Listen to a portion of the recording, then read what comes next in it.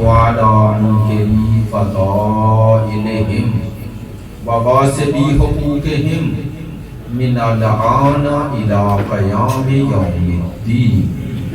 أما بعد فقد قال سبحانه وتعالى في كتابه المجيد. بسم الله الرحمن الرحيم. لقد من الله على المؤمنين إذ بعث فيهم رسولا من أنفسهم يتلو عليهم آياته ويزكيهم ويعلمهم الكتاب والحكمة وإن كانوا من قبل لفي ضلال مبين. صدق الله العلي العظيم. إن الله وملائكته يصلون على النبي يا أيها الذين آمنوا صلوا عليه وسلموا تسليما.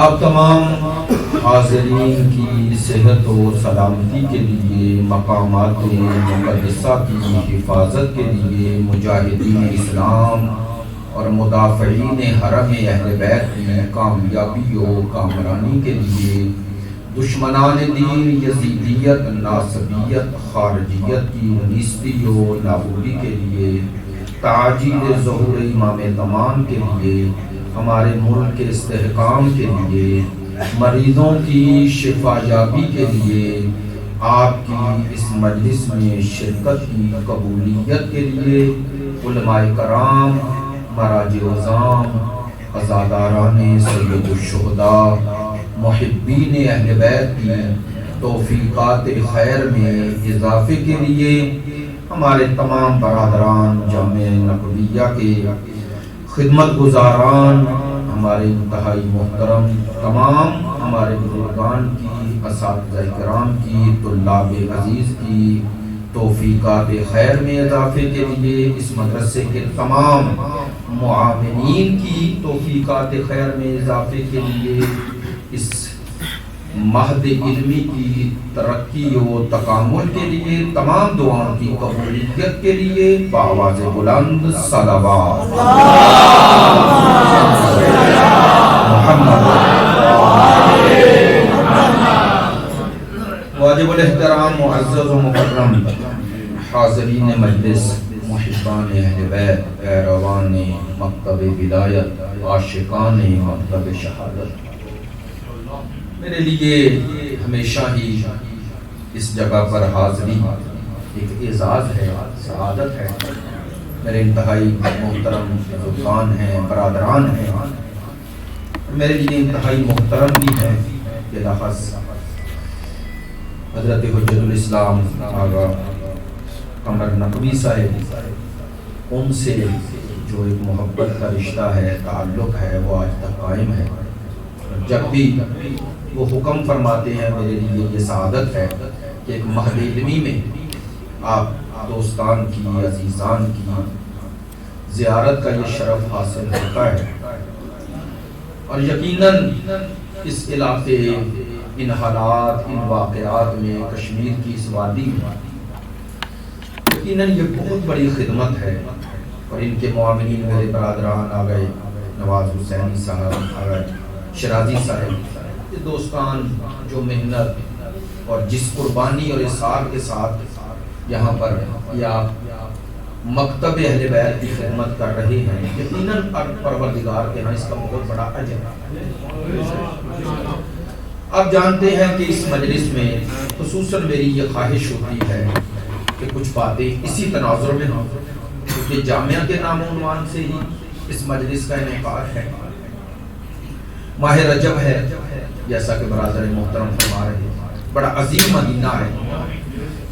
اس مہینے کی مناسبتوں کے علاوہ خود یہ مہینہ ایک عظیم مہینہ ہے.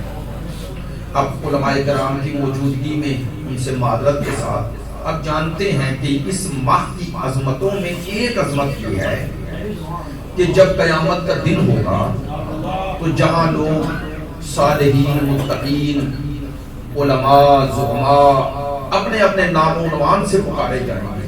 آپ جانتے ہیں نا انبیاء کی صف الگ ہوگی, شہداء کی الگ ہوگی, علماء کی تو شافعین ہوگی.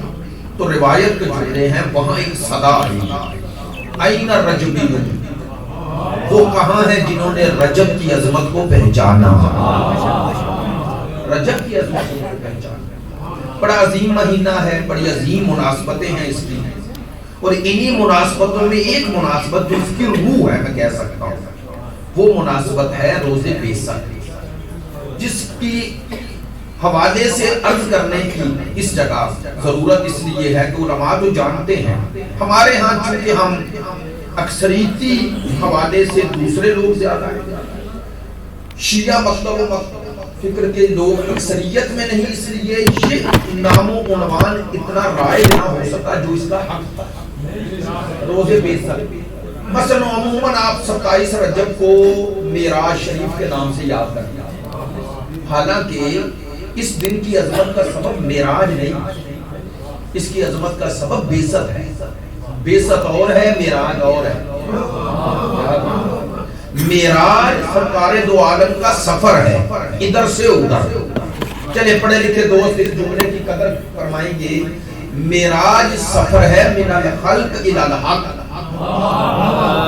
مخلوق سے خالق کی طرف سفر کا نام یہ معراج ہے, اور خالق سے مخلوق کی طرف اس کے نمائندہ بن کے آنے کا نام بیسر ہے. اللہ اکبر. یا جو فرمائیں گے, جو جملہ کہہ رہا ہوں اس کی قدر و منزلت آپ بہتر سمجھیں گے. سفر من الخلق الی الحق یہ معراج ہے, سفر من الحق ما الحق الی الخلق اس کا نام نبوت و رسالت ہے. کیا خوبصورت جملے لکھے ہیں علامہ اقبال نے. چونکہ وہ رشید احمد گنگوہی انہوں نے کہا کہ سرکار دو عالم معراج کی شب وہ سدرۃ المنتہا پہ پہنچے, کہنے لگے, وہ کہتے ہیں اگر میں وہاں پہنچ جاؤں تو کبھی واپس نہ آؤں, یعنی وہاں کی معنویت. تو علامہ اقبال نے بڑا پیارا جملہ لکھا, انہوں نے کہا ایک عالم ایک صوفی کی دنیا میں اور نبی کی دنیا میں فرق ہے. بات میں نے مشکل شروع کر لی. وہ فرماتے ہیں کیا فرق ہے؟ فرماتے ہیں صوفی اپنے حال میں مست رہتا ہے, اس پر جو اللہ کا فیض ہو وہ اپنی ذات میں مست ہے, لیکن نبی امام اسے کہتے ہیں جو اس فیض کو کائنات تک پہنچا دیتا ہے. اس لیے یہ فیض الہی جو خالق سے سرکار کو عطا ہوا, اس فیض کو امت تک پہنچانے والے دن کا نام بیست ہے. البتہ ایک بات ضرور کہہ دوں, بیست کا معنی شیعہ مکتب میں بالکل یہ نہیں کہ سرکار بیست کے دن نبی بنے. ہمارے ہاں نبی آ کے نہیں بنتا, بن کے آتا ہے. نبی تھے, رسول تھے, لیکن نبوت اور رسالت کا اعلان ہوا. اعلان نبوت اور ہے, عطائے نبوت اور ہے. ہم بیست کو اعلان نبوت کا دن مانتے ہیں. نبوت کے عطا کا دن سرکار آنے سے پہلے نبی تھا, یہ ہمارا ایمان ہے. لیکن امت کو جو فیض پہنچایا حکم خدا سے, اس دن کا نام بیست ہے. چلیں آپ کے لیے اس دن, چونکہ 27 رجب ہے, آپ کے لیے اور اس کی عظمت آپ کے دل و دماغ میں ہو جائے. میں ایک جملہ کہہ کے آگے بڑھ جاتا ہوں, یہ میرا موضوع نہیں, لیکن جس طرح آپ 18 ذی الحج کو عید ولایت مناتے ہیں, تو کیوں مناتے ہیں؟ کیا آپ مولا کائنات کو اسی دن وسیع رسول مانتے ہیں؟ ایسا نہیں ہے. چونکہ سرکار دو عالم نے جس دن اعلان رسالت کیا, اعلان رسالت, اسی دن اعلان وصایت کر دیا. آپ میرے جملے کو خطابت نہ سمجھیے گا. محمد رضا مظفر انہوں نے جو عقائد امامیہ نام کی کتاب لکھی ہے, اس میں لکھا ہے, یہ جملہ لکھا. انہوں نے کہا کہ ذی العشیرہ میں جہاں سرکار نے فرمایا میں اللہ کا بنایا ہوا ہوں, وہیں فرمایا جو میری مدد کرے گا وہ میرے بارے میرا وسیع ہوگا, میرا خلیفہ ہوگا, میرا جانشین ہوگا. یہ فرمایا نا, تو وہی مولا علی اٹھے نہ صرف مجمع میں. تو کیوں فرمایا؟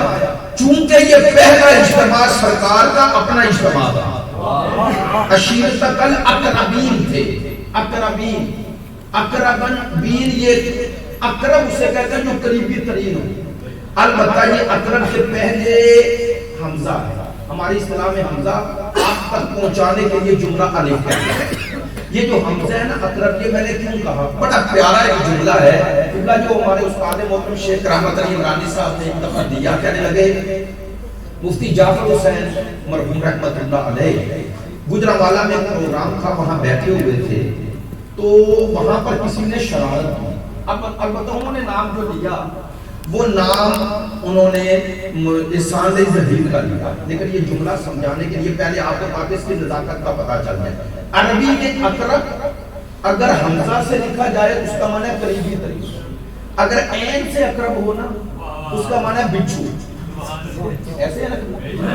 تو کہتے ہیں کسی نے ان کو طنز دیے، سالس جی نے، انہوں نے کہا مفتی صاحب آپ رسول کے اقربین کے ذکر میں ان کا بھی تو ذکر کریں جن کو رسول خدا نے رشتہ داری کی۔ انہوں نے کہا ہم مانتے ہیں، کچھ الف سے اقرب ہے، کچھ عین سے اقرب ہے۔ ایک سلوات پڑھ لیں بلند آواز سے۔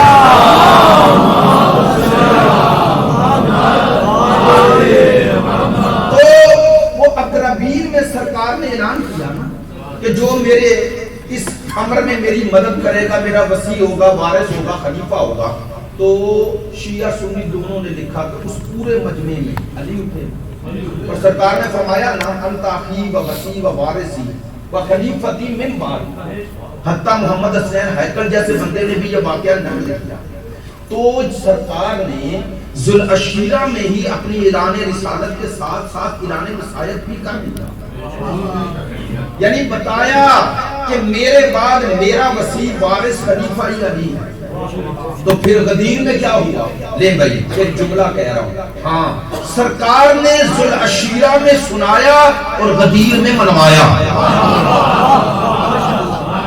لیکن جو روزے غدیر کا نام و عنوان ہے، وہ جو عظمتیں ہیں وہ اسی لیے نا کہ اعلان ہوا، چلیں تاکہ آپ تک اور ہم تک اب 27 رجب کی عظمت آ جائے۔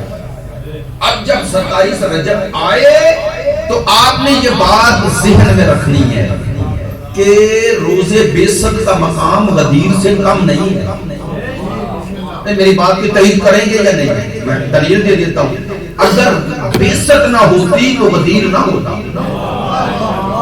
ایسا ہی ہے نا بھائی، بیست نہ ہوتی تو غدیر کا فلسفہ کہاں ہوتا؟ لہذا بیست کو بھی اسی طرح منائیں جیسے غدیر کو مناتے ہیں۔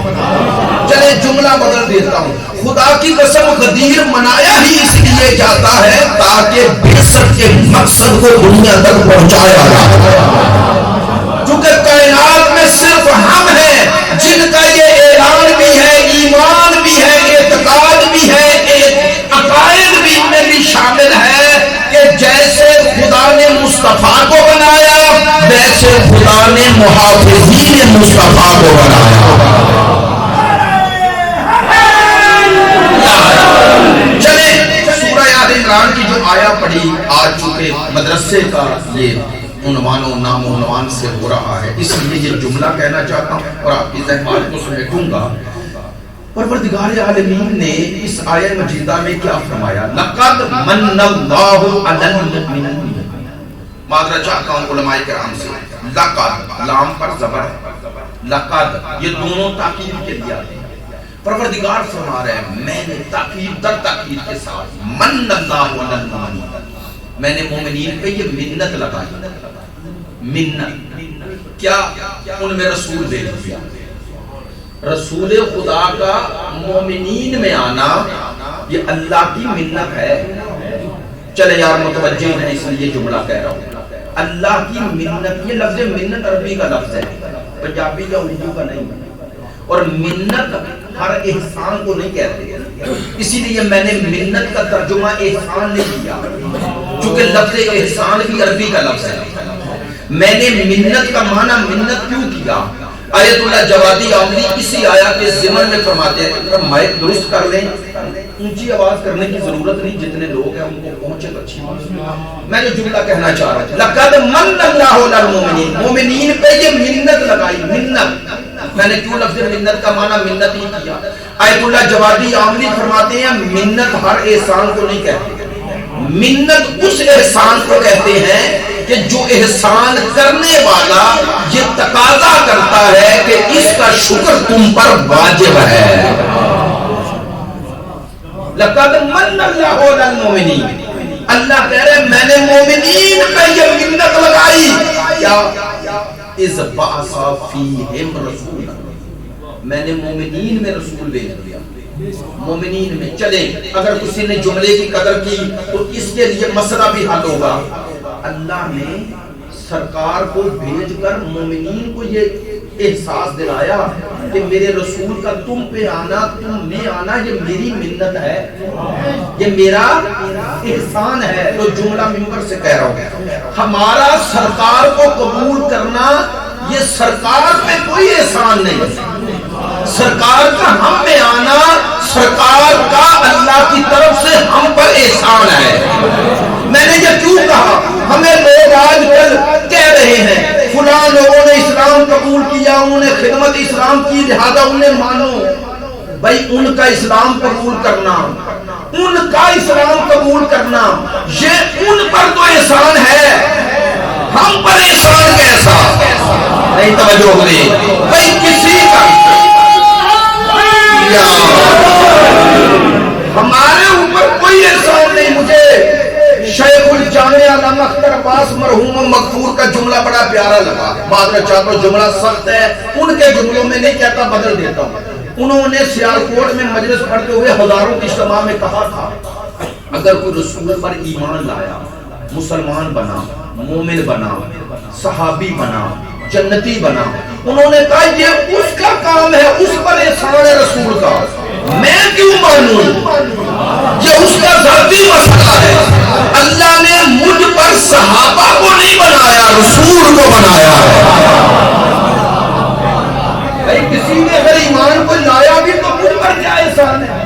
احسان نہیں۔ اب جملہ کہتا ہوں، مصطفیٰ کا امت مصطفیٰ میں آنا احسان ہے، ہاں مصطفیٰ کے بعد میں اسی کو مانوں گا اور اسی کو اپنے اوپر احسان مانوں گا جو مصطفیٰ کے دین کو بچانے کے لیے پورا گھر دے دے۔ جملہ کہہ دیا ہے، ہاں کائنات میں امت پر یا مصطفیٰ کا احسان ہے یا آل مصطفیٰ کا احسان ہے۔ کیوں؟ چونکہ مصطفیٰ کے بعد پوری امت نے مصطفیٰ سے لیا ہے، آل محمد نے سب کچھ لیا ہے۔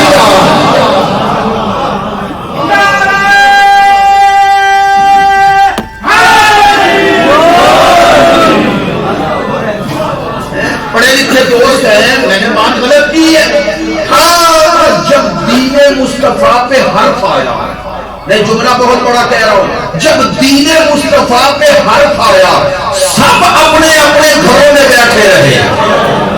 جب دین مصطفیٰ پہ حرف آیا اور مقصد بعثت کو مٹانے کے لیے یزید آیا تو کچھ چپ ہو گئے، کچھ نے یزید کی بیعت کر لی، پوری امت میں یا رسول کا بیٹا اٹھا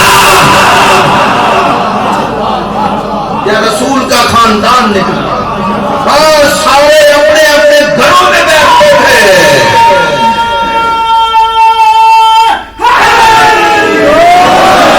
سارے اپنے اپنے گھروں میں بیٹھے تھے۔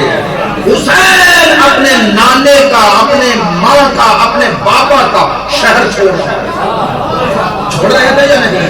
سارے حج کر رہے تھے، حسین مقصد حج بچانے کے لیے حج چھوڑ کے جا رہا تھا۔ سارے یزید سے مال و اکرام لے رہے تھے، حسین پیاسا ہو کر بھی پیسے کے مقصد کو بچا رہا تھا۔ لہذا اگر قیامت تک مجھ پر احسان ہے تو یا مصطفیٰ کا ہے یا مصطفیٰ کی زبان چوسنے والے حسین کا ہے۔ یا آل مصطفیٰ؟ منبر سے کہہ رہے ہیں، منبر سے کہہ رہے ہیں، باقی سب نے جو کیا ان کے اپنے لیے، اس کا فائدہ انہوں نے خود اٹھایا. مجھ پر کسی کا احسان، مجھ پر احسان اسی کا ہے جس نے مصطفیٰ کے دین کو بچانے کے لیے کبھی اپنے بیٹوں کی قربانی دی. معذرت چاہتا ہوں مصائب کا جملہ نہیں لیکن وزن پہ جملہ آ گیا. کائنات میں مجھ پہ احسان اسی کا ہے جس نے بیٹوں کی صرف نہیں بیٹیوں کی قربانی دی. مجھ پر احسان ان کا ہے، میں انہی کا احسان مانوں گا. اسی لیے جملہ کہہ رہا ہوں اپنے برادران کے موجودگی میں، اور یہ میرے لیے انتہائی محترم ہے. پروردگار نے فرمایا لقد من اللہ علی المؤمنین، میں نے مومنین پہ منت لگائی. کیا؟ ان میں رسول بھیج دیا. لے بھائی مدرسے کی مجلس اور الحمدللہ یہ پیغام ہے آج کا. کیوں میں نے مومنین پہ منت لگائی، رسول بھیجا؟ تو کیوں بھیجا؟ سرکار کے اللہ نے 4 کام دلوائے. 4 منصب رسول 4 کام تھے. سرکار 4 کام حضور شاہ جی کرنے آئے. ایک یتلو علیہم آیات، تلاوت آیات کرنے. دوسرا تزکیہ نفس کرنے، یزکیہم، لوگوں کو پاک بنانے. تیسرا یعلمہم الکتاب، کتاب کی تعلیم. چوتھا حکمت کی تعلیم، لوگوں کو دانش مند عقل مند بنانے آئے. نہیں توجہ نہیں رہی. دین لوگوں کو بیوقوف بنانے نہیں آیا. دین لوگوں کو بیوقوف بنانے، دین لوگوں کو عقل مند بنانے آیا. عقل مند کا معنی کہ اسلام کہتا ہے کہ جو کام کرنا ہے عقل و شعور سے سوچ کے کرنا. لہذا غلط ہیں وہ جو یہ کہتے ہیں فلاں کو یا آل محمد کو مانو سمجھو نہیں. تو سمجھو گے نہیں تو مانو گے کیا؟ بغیر سمجھے مانے کیا؟ نہیں. دیکھیں دعائے معرفت آل محمد نے تعلیم فرمائی، ایسے یا نہیں؟ امام صادق نے دعائے معرفت خود تعلیم فرمائی یا نہیں؟ تو دعائے معرفت میں جملے کیا ہیں؟ اللہم عرفنی حجتک، اللہم عرفنی رسولک، اللہم عرفنی نفسک. میں نے ترتیب ذرا الٹ کی. اے اللہ اپنی معرفت عطا فرما، اپنے رسول کی، اپنی حجت. لفظ معرفت ہے، طلب کس سے کر رہے ہو؟ اللہ سے. تعلیم کون دے رہے ہیں؟ چھٹے امام. تو امام بتا رہے تھے میرے ماننے والے آنکھیں بند کر کے نہیں مانتے، آنکھیں کھول کے مان کے البتہ جب پہچان لے تو پھر چوں چرا نہیں کرتے. میری بات نہیں توجہ ہوگی. اللہ چاہتا ہے کہ پہلے مجھے پہچانو پھر مانو، اور مانو تو ڈرو. جملہ بڑا پیارا کہہ رہا ہوں. اللہ چاہتا ہے مجھے ڈر کے نہ مانو، مان کر ڈرو. توجہ ہے؟ مجھے ڈر کے نہ مانو، مان کر ڈرو. کیا مراد؟ فرمایا اسلام وہ نہیں جو تلوار لے کے پہلے تم سے کلمہ پڑھوا دے، بلکہ تلوار اٹھانے سے پہلے دعوت اسلام دے. میں منبر سے جملہ کہہ رہا ہوں، علماء کرام سے پوچھ لیجئے گا مولا کائنات نے جتنی جنگیں لڑی، جہاں دو بدو ہوئے، آمنے سامنے ہوئے، مولا نے اس وقت تک تلوار نہیں اٹھائی جب تک سامنے والے کو نہیں کہا کلمہ پڑھ لے. جنگ حنین پڑھنے، جنگ بدر، جہاں مولا دو بدو ہوئے تلوار اٹھانے سے پہلے مولا نے فرمایا کلمہ پڑھ لے. عمر ابن عبد العزیز کے بارے میں تو شیعہ سنی نے لکھا کہ مولا نے فرمایا کلمہ پڑھ لے. کہنے لگا نہیں، پھر تلوار اٹھائی. کیوں؟ علی نے بتایا کہ میں قیامت تک میں ہوں محافظ بعثت رسول. بڑا پیارا جملہ میں نے جلدی میں کہہ دیا. میں ہوں محافظ بعثت مصطفیٰ، اس لیے بتا رہا ہوں تلوار چلانے اور اٹھانے سے پہلے دعوت دین دے رہا ہوں. کیوں؟ کہا تاکہ قیامت تک کوئی دشمن دین یہ نہ کہے اسلام تلوار پر پھیلا. ہائے ہائے ہائے ہائے. فرمایا تلوار انہی کے سامنے آئی جنہوں نے رسول کی دلیل کو نہیں مانا. انہی پر تلوار چلی، ورنہ کسی پہ تلوار نہیں. تو کہنا یہ چاہ رہا تھا 4 کام. ماشاءاللہ متوجہ ہیں، اس لیے 4 کام سرکار کرنے آئے. تلاوت آیات، تزکیہ نفس، تعلیم کتاب، تعلیم حکمت. بس بھائی 5 منٹ. یہ 4 کام سرکار کرنے آئے. 4 کام. سرکار کے بعد سرکار کا وارث وہی بنے گا جو یہ چاروں کام کر سکے. بات پہنچ گئی ہے. جو یہ چاروں کام کر سکے. کیا؟ تلاوت آیات کر سکے, تزکیہ نفس کر سکے, لوگوں کو پاک بنا سکے, تعلیم کتاب دے سکے, تعلیم حکمت دے سکے. ہماری کسی سے ضد نہیں.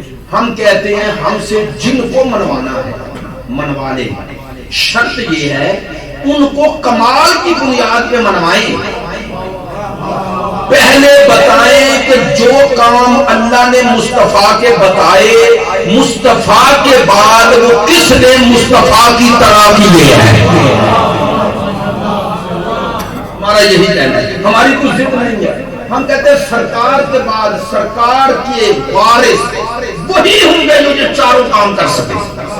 چاروں کام جس نے کیے. تاریخ پڑھو, اب تاریخ پڑھو, بتاؤ. لو چونکہ ایک ایک جملے میں ایک ایک تقریر ہے, لیکن چونکہ مدرسے میں بات کر رہا ہوں اس لیے بتانا چاہتا ہوں مدارس کی اہمیت کیا ہے. انہیں عام شے نہ سمجھو, ایک جملہ کہہ رہا ہوں. یہ مدارس اسلام کے وہ مورچے ہیں جہاں پر ہر دشمن دین کا مقابلہ ہوتا ہے. یہ کوئی معمولی جگہ نہیں ہے بھئی. سب سے پہلے جنگ فکر کی جنگ ہوتی ہے, عقیدے کی جنگ ہوتی ہے, نظریات کی جنگ ہوتی ہے, آئیڈیالوجی کی جنگ ہوتی ہے, مکتب کی جنگ ہوتی ہے. جو مکتب کی حفاظت نہ کر سکے, آئیڈیالوجی کی حفاظت نہ کر سکے, اس کے بعد اس مکتب کے ماننے والوں کا وجود ہی خطرے میں. ہمیشہ کسی کے مکتب کی حفاظت بڑی ذمہ داری ہے. سنیں, اسی لیے کہا گیا کہ میدان جنگ میں لڑنے والے مجاہد کا جو خون گرتا ہے اس خون سے عالم کا کلمہ افضل ہے. کیوں؟ وہ جان دے کر مکتب بچاتا ہے, اور یہ علم کے ذریعے مکتب کی حفاظت کا ایسا حساب کھینچتا ہے کہ کوئی بھی دشمن دین میں رکھنا نہیں ڈال سکتا. چھوٹا کام ہے, اس کام کو معمولی سمجھتے ہیں. یہ کام بہت بڑا کام, اتنا عظیم کام تھا کہ سرکار نے اسی کام کے لیے, بھئی اب جملہ توجہ لینا, اسی کام کے لیے اپنے بعد اہل بیت رسول کو چھوڑا. اسی کام کے لیے یہ چار کام, تلاوت آیات, تزکیہ نفس, تعلیم کتاب, تعلیم حکمت, یہ چاروں کام جنہوں نے مصطفیٰ کی طرح کیے وہ اہل بیت رسول ہے. لو ہم منبر پہ بتا رہے ہیں ہمارے عقیدے میں اہل بیت رسول اور اصحاب رسول میں فرق کیا. میں تنظیمات نہیں کر رہا, تنقید بھی نہیں کر رہا, اپنا نظریہ بتا رہا, آپ سب کی زبان پر منبر پہ بتا رہا. ہمارے نزدیک رسول خدا کے بعد اہل بیت رسول امت مصطفیٰ میں وہی مقام رکھتے ہیں جو مصطفیٰ امت میں رکھتے ہیں. میری بات ہے, شاید میں نے جلدی میں کہہ دیا.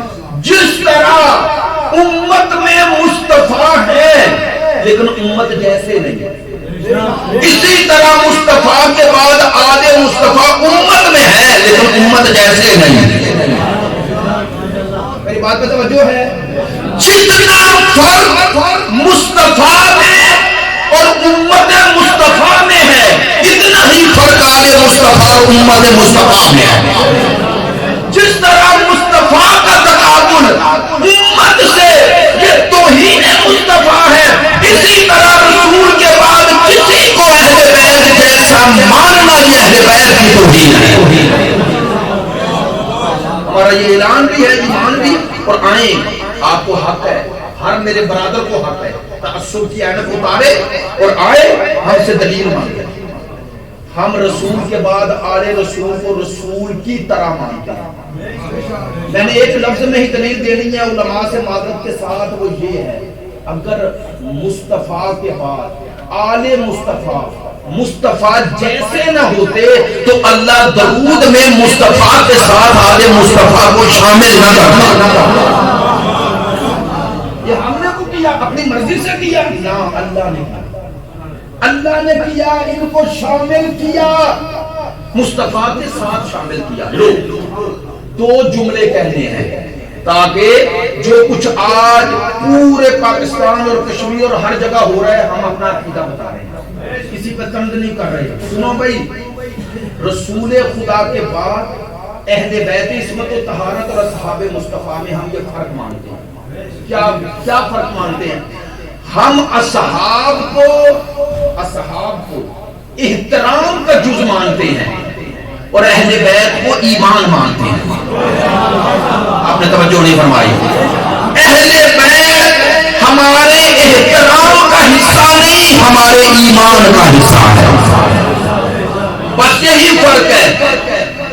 اہل بیت رسول کے بغیر ہر کسی کا احترام واجب سمجھتے ہیں، لیکن اہل بیت کا احترام نہیں کرتے، اہل بیت کی اطاعت کرتے ہیں. بات پہنچی ہے؟ اللہ محمد بس وقت کم ہے، میرے ساتھ ہے. میں بات جو پہنچانا چاہ رہا ہوں تاکہ اس بات تک پہنچ جائے. سنیں، رسول خدا کے بعد آل رسول نے کیا کیا؟ یہ باتیں منبر پر کرنی چاہیے اور اس میں یہ فکر نہیں کرنی چاہیے کہ لوگ اس طرح نعرہ لگا رہے ہیں. کیوں؟ اب مجلس کا مزاج بنا ہے، لوگوں تک میٹر پہنچنا چاہیے، مواد پہنچنا چاہیے. کون سا؟ وہ جو آپ کے لیے، نوجوانوں کے لیے، دوسرے مکاتب فکر کے لیے پیغام ہو. آل مصطفیٰ نے مصطفیٰ کے بعد کیا کیا؟ آل مصطفیٰ نے مصطفیٰ کے بعد، سرکار دو عالم کے بعد، وجہ تخلیق کائنات کے بعد کیا کیا؟ آل مصطفیٰ نے یہ کام کیا جو دین مصطفیٰ نے اللہ سے جیسا لیا تھا اسے بچایا قیامت تک کے لیے. وہ ہے آل مصطفیٰ جنہوں نے اس دین میں کسی نااہل کی مرضی کو دین نہ بننے دیا. ان ہستیوں کا نام آل مصطفیٰ ہے. ماشاءاللہ بات پہنچی ہے. اور یاد رکھیں، سرکار کے بعد دین کا دوسرا جز ناقص رہ جاتا ہے. منبر پہ کہہ رہا اور بہت بڑی بات ہے، وضاحت چاہتی ہے لیکن وقت نہیں. سرکار کے بعد ایک نظریہ پیش کیا گیا، کیا؟ من ایک کتابت حدیث. جانتے ہیں کہ حدیث نہ لکھی جائے.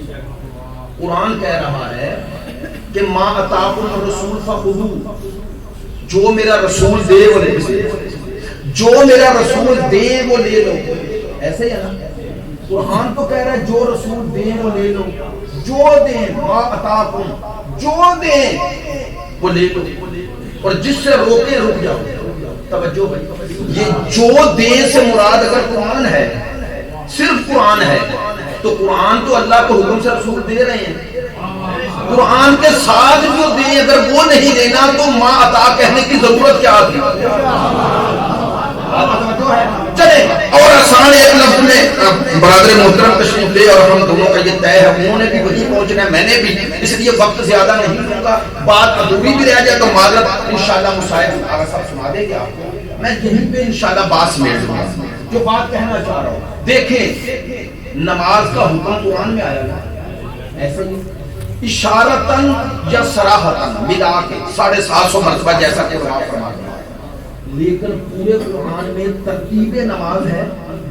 بولے یار، میں نے کوئی غلط بات تو نہیں کی. ترتیب نماز ہے، رکعات نماز ہیں کہ صبح کی، ظہر کی، عصر، مغرب، عشاء کتنی پڑھنی ہے؟ نہیں ہے نا.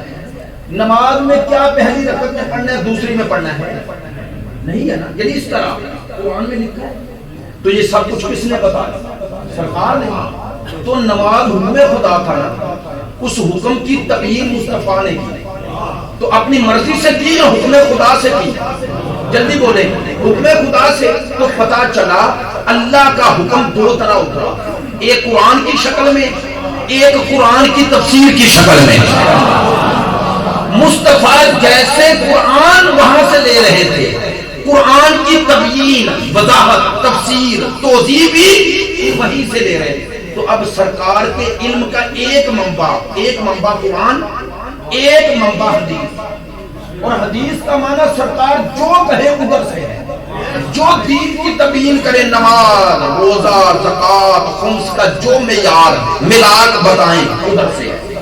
تو جو دین کا دوسرا جز ثابت ہوا وہ حدیث تھی نا. تو سرکار کے بعد پہلا اعلان یہ ہوا حدیث نہ لکھو. آپ کو پتہ ہے کہ عمر ابن عبدالعزیز تک یہ نظریہ باقاعدہ پروموٹ کیا گیا کہ حدیث نہ لکھو. لو اب منبر سے کہہ رہا ہوں اور علماء اہل سنت کی رائے پڑھ کے کہہ رہا ہوں. علامہ شوکانی دوسرے سب نے لکھا, انہوں نے لکھا کہ حکمرانوں نے پہلے سے لے کر عمر ابن عبدالعزیز تک ہر کسی نے کہا حدیث نہ لکھو. یہ کہہ رہے تھے نہ لکھو, آل محمد کہہ رہے تھے لکھو.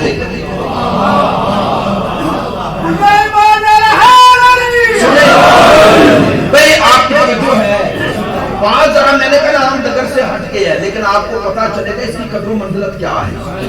اگر یہی نظریہ عام ہو جاتا تو آج آپ کو مسلمانوں میں صرف اگر کوئی نظر آتا بھی تو صرف اہل قرآن نظر آتے, اہل اسلام نظر نہ آتے.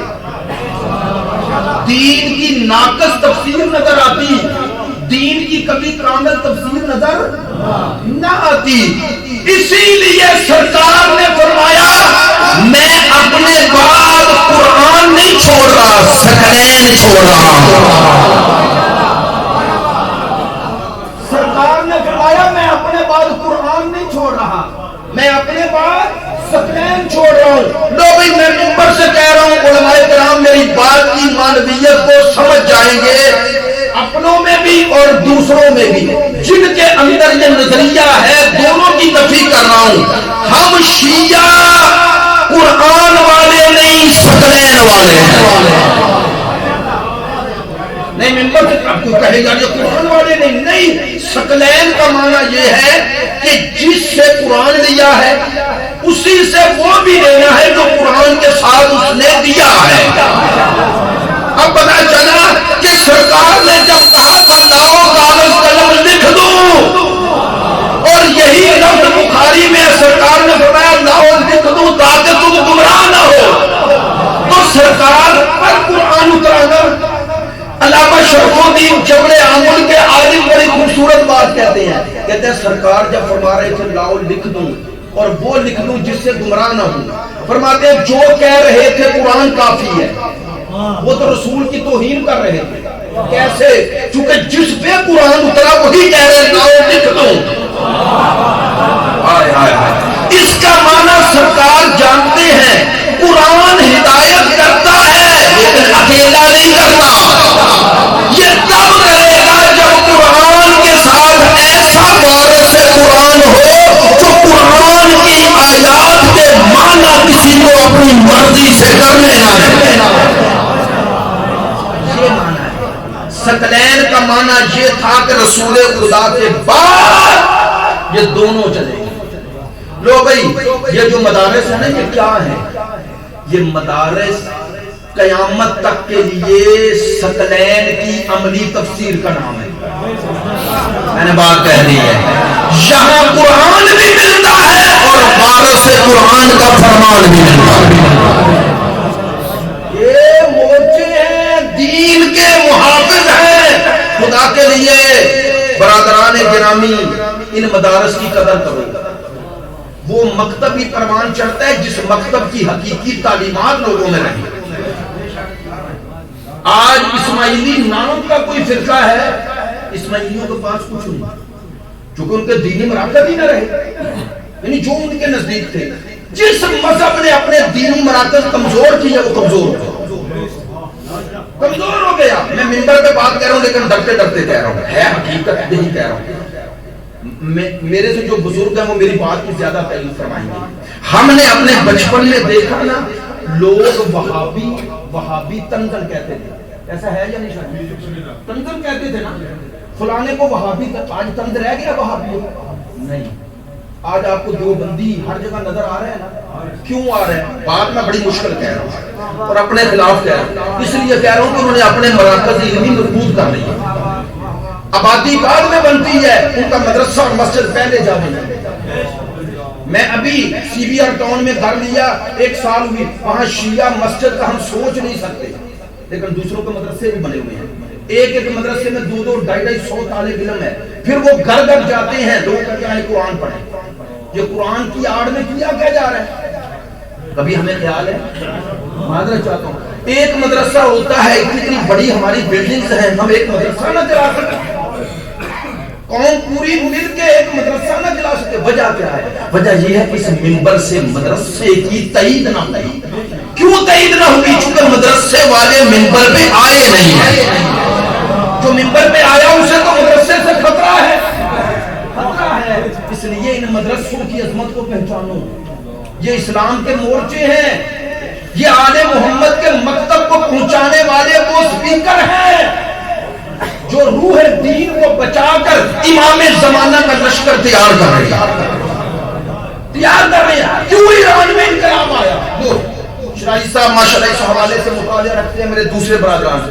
ایران میں انقلاب کیوں آ گیا؟ عراق میں کیوں نہیں آیا؟ آپ کو پتہ ہے ایران میں شیعت 90%، عراق میں شیعت 70%، تو اکثریتی شیعہ ملک ہے نا، 70% جہاں شیعہ وہاں انقلاب نہیں آیا، آج بھی نہیں ہے نا عراق میں، ایران میں آ گیا۔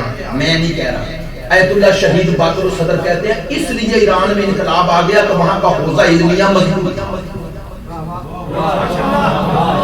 کہتے ہیں جہاں کا علمی مرکز مضبوط ہوتا ہے وہاں پر دین حاکم ہوتا ہے۔ یہ وجہ ہے کہ عراق کا اگر حوزہ علمیہ عوام کے ساتھ منسلک ہوتا تو وہ فرماتے ہیں کبھی بھی صدام جیسا دشمن تشیع اور دشمن دین 30 سال حکومت نہ کرتا۔ اپنے مکتب آل محمد کی حقیقت کو، روح کو اگر بچانا ہے اپنے علمی مراکز مضبوط کرنا۔ مجھے چونکہ برادر نے کہا تھا کہ 35 منٹ تک جا سکتے ہیں بس، اسی لیے یہ جملے کہہ رہا ہوں، معذرت چاہتا ہوں جو بات کہنا چاہ رہا ہوں۔ ان مراکز علمی کی قدر و منزلت کریں۔ کیا قدر کریں؟ صرف مالی سپورٹ نہیں ہوتی یا کسی ادارے کی مدد، عوامی سپورٹ۔ ان برادران کو جو یہاں خدمات انجام دے رہے ہیں ان کو آپ کی سپورٹ چاہیے، حوصلہ افزائی چاہیے۔ یہ بہت بڑا کام ہے، خدا کی قسم بہت بڑا کام ہے، بہت بڑا کام ہے۔ اگر آپ اپنے بچوں تک روح تشیع کو، حقیقت تشیع کو محفوظ رکھنا چاہتے ہیں، محفوظ رکھیں۔ آپ کے حلال و حرام کے مسائل، مثلا نکاح، جنازہ، یہ حلال و حرام کے مسائل ہیں بھائی۔ اگر کسی کا نکاح درست نہ ہو اولاد درست ہوگی نہیں ہے نا، تو حلال کا مسئلہ ہے نا، حرام کا مسئلہ ہے نا، یہاں سے حلال و حرام ملیں گے۔ ان حلال و حرام کو پہنچانے والے مراکز، ایک جملہ کہہ رہا ہوں، یہ مراکز مقصد بعثت مصطفیٰ کے محافظ ہیں۔ یہ امام حسین کی کربلا میں قربانی کا عملی نتیجہ ہے۔ آپ جانتے ہیں واقعہ کربلا کے بعد امام معصوم نے فرمایا، میرے اور آپ کے چوتھے امام نے فرمایا کہ ایسا ماحول تھا بنو امیہ کے دور میں کہ 4 لوگوں کے علاوہ کوئی شیعت کا اظہار کرنے والا نہ رہا۔ امام کا فرمانا، 4 لوگوں کا نام لیا ہے، ابو بصیر، مسلم، زرارہ اور معاویہ ابن اجل۔ امام نے فرمایا ان 4 لوگوں نے اتنا کام کیا کہ آج صرف پاکستان اور کشمیر میں شیعہ کروڑوں میں ہے۔ کبھی سوچئے گا جب 4 میں یہ طاقت ہے، اگر ایسے 4000 ہو جائے، 4000 ہو جائے، اور یاد رکھو یہ جو دین ہے نا یہ میرے اور آپ تک ایسے ہی نہیں پہنچا۔ ایک جملہ تاکہ مجلس مکمل ہو، یہ ایسے ہی پہنچ گیا۔ ہاتھ جوڑ کر سادات، اکثریت سادات کی میرے سامنے ہے، میں جانتا بھی ہوں چہروں سے، وہ سادات کرام، دین کا تحفظ ہر کسی پر واجب ہے، لیکن سادات کرام تم آگے رکھو۔ کیوں؟ مجھے مولانا یار شاہ صاحب کا یہ جملہ بتایا ان کے پوتے نے، کہنے لگے علی پور میں تقریر کرتے کرتے مدرسے کے حوالے سے کہنے لگے او شیعو، پھر کہنے لگے او سادات کرام، تم دین کی مخالفت نہ کیجیے، دوسرے کرتے ہیں تو کریں۔ کیوں؟ کہنے لگے دوسروں کی دین پر کچھ خرچ نہیں ہوا، تمہاری صرف جان نہیں، تمہاری غیرت۔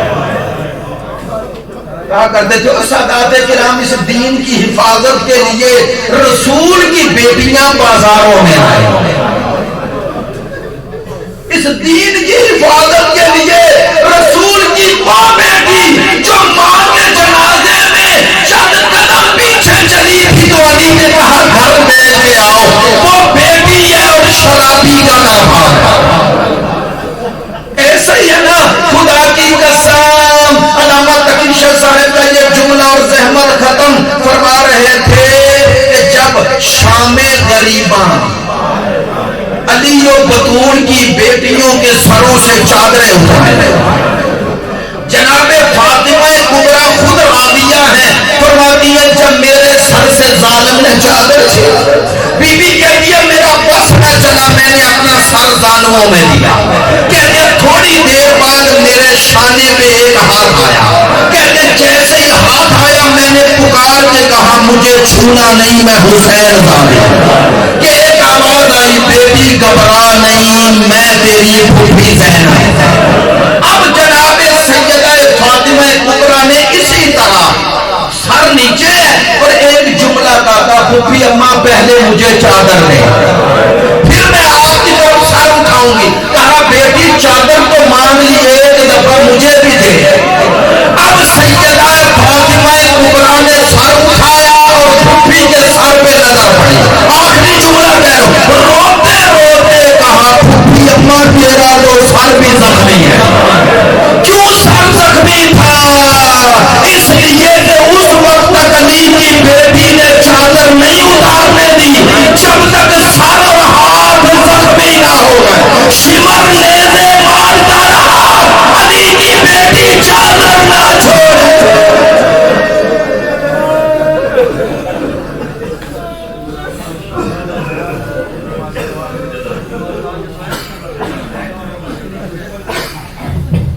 صلوات